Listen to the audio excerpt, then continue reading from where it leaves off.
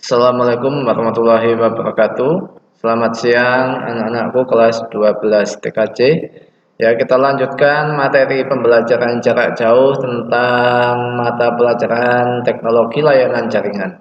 Ya, kemarin kita sudah mempelajari pengertian dari server VoIP dan extension.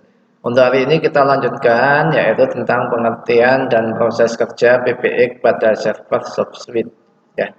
Apa itu PBX atau biasa disebut dengan Private Brand Engine ya, adalah sebuah penyedia layanan telepon yang melayani pertukaran telepon dengan pusat di dalam suatu perusahaan dan menjadi penghubung antar telepon dari publik ke telepon perusahaan atau jaringan telepon dari perusahaan ke anak perusahaan yang lainnya.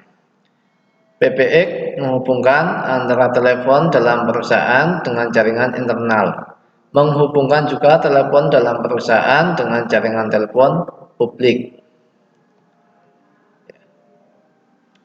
Jaringan ini menggabungkan telepon dengan faksimil, modem, dan hal yang lainnya, menjadi perpanjangan dari kemampuan PBX. Sistem melalui terung.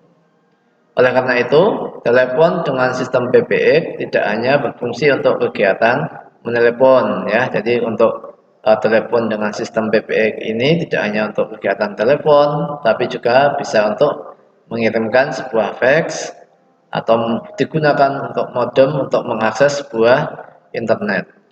Awalnya, keuntungan utama dengan sistem PBX ini adalah penghematan biaya. Jadi prinsip kerja dari PBX adalah penghematan biaya pada panggilan telepon internal dan menghindari tabrakan jaringan ya, atau biasa disebut dengan collision telepon internal dalam sebuah perusahaan. Dari sinilah PBX mulai dikembangkan dan mulai populer ya.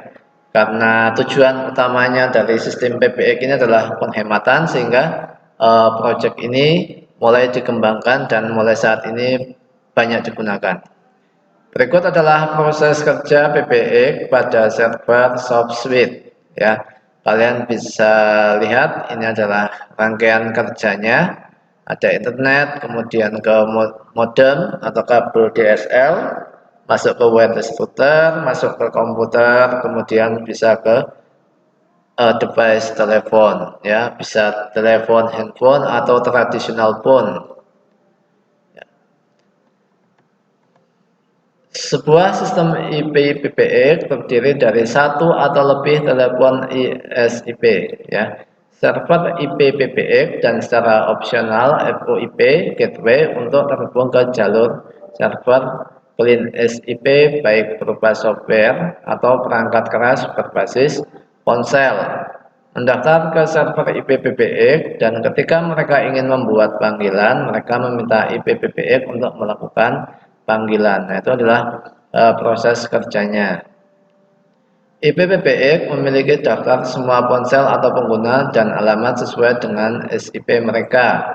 Dan dengan demikian dapat menghubungkan panggilan internal atau root panggilan eksternal baik melalui gateway VoIP atau penyedia layanan VoIP ya. Untuk pengertian apa itu VoIP kalian bisa lihat di video sebelumnya ya. Itu saja untuk materi hari ini. Silahkan nanti dipelajari. Jika ingin mengambil materinya, ada di kolom deskripsi. Dan juga untuk absen juga ada di kolom deskripsi. Selamat belajar. Sampai berjumpa untuk kegiatan praktek pada bulan Agustus. Sekian. Wassalamualaikum warahmatullahi wabarakatuh.